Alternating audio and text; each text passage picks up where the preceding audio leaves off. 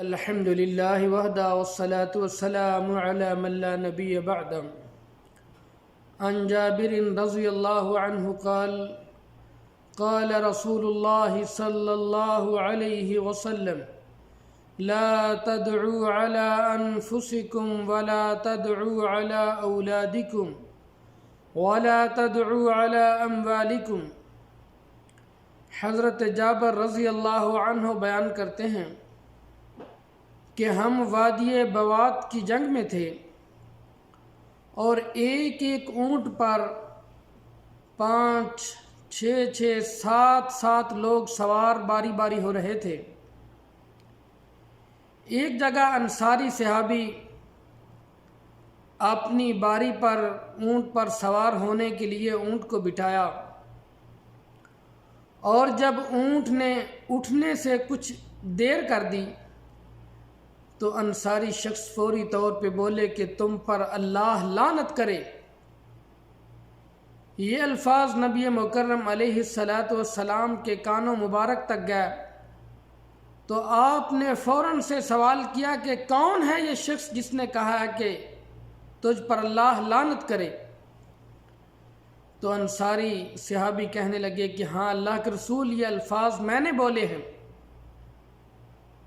تو نبی مکرم علیہ الصلاۃ والسلام نے فرمایا اتر جاؤ سواری سے کہ جس پر لعنت کی گئی ہو وہ ہمارے ساتھ نہ چلے. اور پھر اسی موقع پر نبی مکرم علیہ الصلاۃ والسلام نے ارشاد فرمایا لا تدعوا علی انفسکم ولا تدعوا علی اولادکم ولا تدعوا علی اموالکم. اپنی اولاد پر، اپنی جانوں پر لعنت نہ کرو، اور فرمایا کہ نہ ہی اپنے مال پر لعنت کرو، کیونکہ آپ علیہ الصلاۃ والسلام نے یہاں اس کا سبب بھی بیان فرما دیا کہ جس وقت تم لعنت کرتے ہو شاید کہ وہ وقت قبولیت کا ہو اور آپ کا لعنت کرنا اس موافقت والی گھڑی کے ساتھ موافقت کر جائے تو وہ ہمیشہ کے لیے برباد ہو جائے. اس لیے انسان کو ہمیشہ اپنی زبان کا استعمال کرتے ہوئے اپنی اولاد کے حق میں، اپنے عزیز و اقارب کے حق میں محتاط رہنا چاہیے، اپنے دوست احباب کے حق میں محتاط رہنا چاہیے. حتیٰ کہ نبی رحمت نے تو جانوروں پر بھی لعنت کرنے سے منع کر دیا. اور یہاں بالخصوص میں اپنی ان ماؤں اور بہنوں کو نصیحت کرتا ہوں کہ جو زیادہ تر اپنی اولاد کے بارے میں بد دعائیں کرتی رہتی ہیں، ذرا سی بات پہ ناراض ہونے کے ساتھ، تھوڑی سی بچوں کی طرف سے تکلیف پہنچنے کے ساتھ اپنے بچوں کو بد دعائیں دے دیتی ہیں. میں نے ایک مضمون پڑھا کہ ایک ماں نے اپنے گھر کے اندر موجود ہے اور بچے نے غلطی سے یا عمدن ارادتاً گھر کا آئینہ توڑ دیا، شیشہ. ممکن ہے کہ وہ شیشہ ماں اپنے گھر سے لائی ہوگی، اور عورتیں جو سامان اپنے میکے سے لے کے آتی ہیں، ماں باپ کے گھر سے لے کے آتی ہیں، اس سامان کی بہت زیادہ قدر کرتی ہیں. بے شک شوہر کا سامان لایا ہوا اس سے کہیں قیمتی ہو، لیکن اکثر عورتیں اس کی پرواہ کیے بغیر زندگی بسر کر دیتی ہیں، اور اپنے ماں باپ کے گھر سے لایا ہوا سامان وہ بے شک سستا بھی ہو، ہلکا بھی ہو، لیکن اس کی بہت قدر کرتی ہیں. تو ایسے ہی شاید کہ وہ ماں بھی وہ آئینہ، وہ شیشہ یا ڈریسنگ ٹیبل کا شیشہ کہہ لیجئے کہ وہ اپنے گھر سے لائی ہوگی، تو بچے کے توڑنے پر ماں بہت غم زدہ ہو جاتی ہے. وہ عورت بہت افسوس کرتی ہے اور غصے میں آ کر کے کہتی ہے کہ اللہ کرے تیری ایسی ہڈیاں ٹوٹ جائیں جیسے تو نے یہ شیشہ توڑ دیا ہے. بہرحال وہ وقت گزرتا چلا گیا، بیٹا پڑھتا رہا، لکھتا رہا، نوجوان ہو گیا.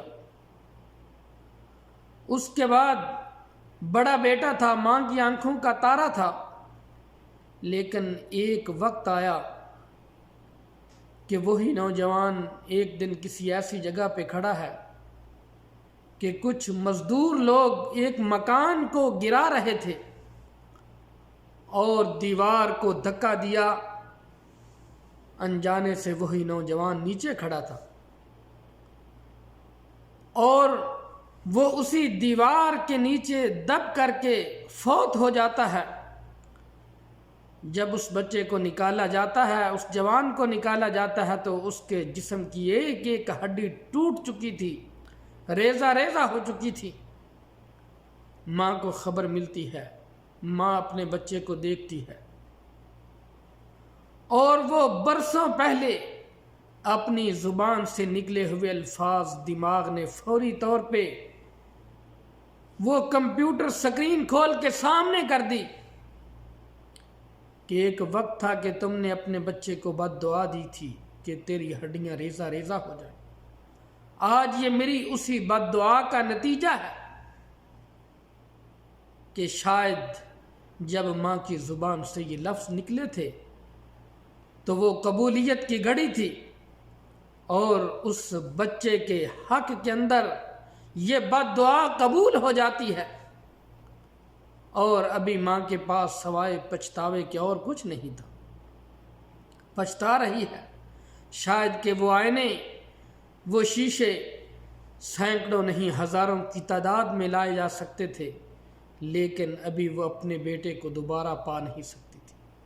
اس لیے میری ماں اور بہنوں، غصے کی حالت کے اندر بھی اپنی اولاد کے بارے میں بد دعائیں نہ دو، ان کے بارے میں خیر کے کلمات کہو۔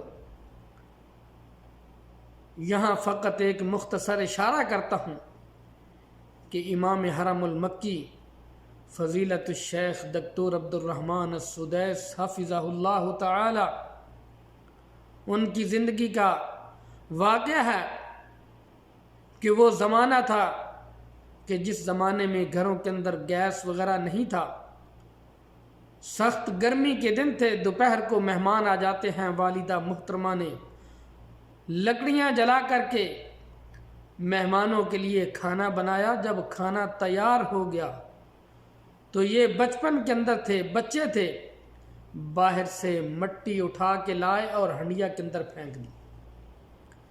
لیکن والدہ جب یہ دیکھتی ہے تو غصے کی حالت میں اپنے بچے کے بارے میں کیا کلمات نکالتی ہے۔ غصے میں یہ نہیں کہا کہ تیری ہڈیاں ٹوٹ جائے، تو برباد ہو جائے، تو ضائع ہو جائے۔ فرمانے لگے کہ اتنی مشقت گرمی کے ایام میں کرنے کے بعد، مہمانوں کا کھانا بنانے کے بعد، جب میں نے اس کھانے کو ضائع کیا، میری والدہ کہتی ہیں اللہ تمہیں حرم کا امام بنائے۔ تو شاید کہ وہ موافقت کی گھڑی تھی، وہ دعا اللہ تعالیٰ نے میرے حق میں قبول کر لی، اور 18 سال کی عمر میں فضیلت الشیخ عبد الرحمن السدیس حفظہ اللہ تعالی حرم مکی کے امام منتخب ہوتے ہیں۔ تو اس لیے ماؤں کو چاہیے کہ ہر وقت اپنی اولاد کے بارے میں خیر کے کلمات کہتے رہیں۔ جب خیر کے کلمات کہتی رہیں گی، شاید کہ وہ لمحہ ان کے لیے مبارک بن جائے، موافقت کی بڑی گھڑی بن جائے۔ اللہ رب العالمین سے دعا ہے کہ اللہ تعالی ہمیں اپنی زبان کو محتاط اندازے کے ساتھ چلانے کی توفیق عطا فرمائے۔ سبحان ربک رب العزت عما یصفون وسلام علی المرسلین والحمد للہ۔